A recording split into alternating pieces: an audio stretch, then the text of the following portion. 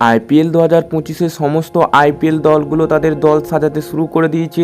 তাই ইতিমধ্যেই কলকাতা টিমও তাদের রিটেন রিলিস্ট এবং টার্গেট প্লেয়ারও সাজানো শুরু করে দিয়েছে এবং কোচিং স্টাফও তাদের নতুন করে সাজানো হয়েছে। আইপিএল 2025-এ রয়েছে মেগা নিলাম। এখানেতে সমস্ত দল তারা 4টে থেকে 6টা প্লেয়ারকে রিটেন করতে পারে। এটা কিন্তু বড় সমস্যা কলকাতা টিমের, কারণ তারা আইপিএল 2024-এর চ্যাম্পিয়ন দল, তারা কোনো মতেই চায়নি এই দলকে ভেঙে নতুনভাবে দল করতে। কঠিন চ্যালেঞ্জ কলকাতা টিমের পক্ষে, কারণ কাকে ছেড়ে কাকে রাখবে।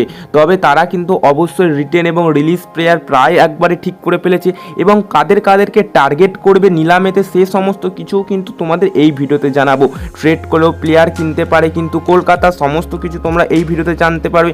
ভিডিওটি একটু সম্পূর্ণ দেখো, তোমরা অবশ্যই বুঝতে পেরে যাবে। দেখো, মেঘা নিলামের রুলস অনুযায়ী কিন্তু 4 থেকে 6 জন প্লেয়ারকে রিটেন করতে পারবে।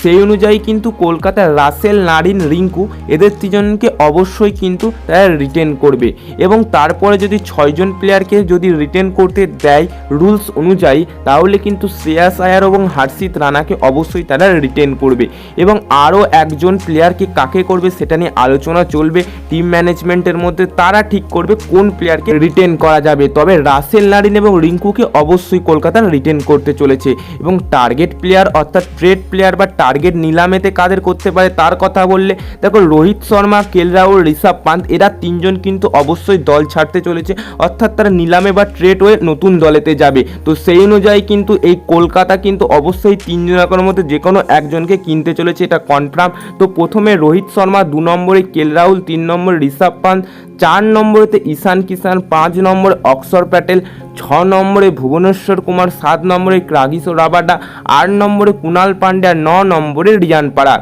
হ্যাঁ বস, এই যে 9 জনাকার নাম বললাম, এদের 9 জনাকার মধ্যে কিন্তু কলকাতার টার্গেট অবশ্যই প্লেয়ারগুলোকে করবে। তারা অবশ্যই চাইবে এদের সমস্ত প্লেয়ারগুলোকে এবং আইপিএল 2024-এ কলকাতা টিমের হয়ে যারা খেলেছিল তাদের পিছনে কলকাতা অবশ্যই 100% যাবে, তাদেরকে আবার নতুন করে দলে ফিরে নেওয়ার জন্য। তোমাদের মতে আইপিএল 2025-এ কে চ্যাম্পিয়ন হতে চলেছে নিচে কমেন্ট করে লিখে জানিয়ে দিও। ভিডিওটি ভালো লাগলে অবশ্যই কি লাইক ও চ্যানেলটিকে সাবস্ক্রাইব করবে।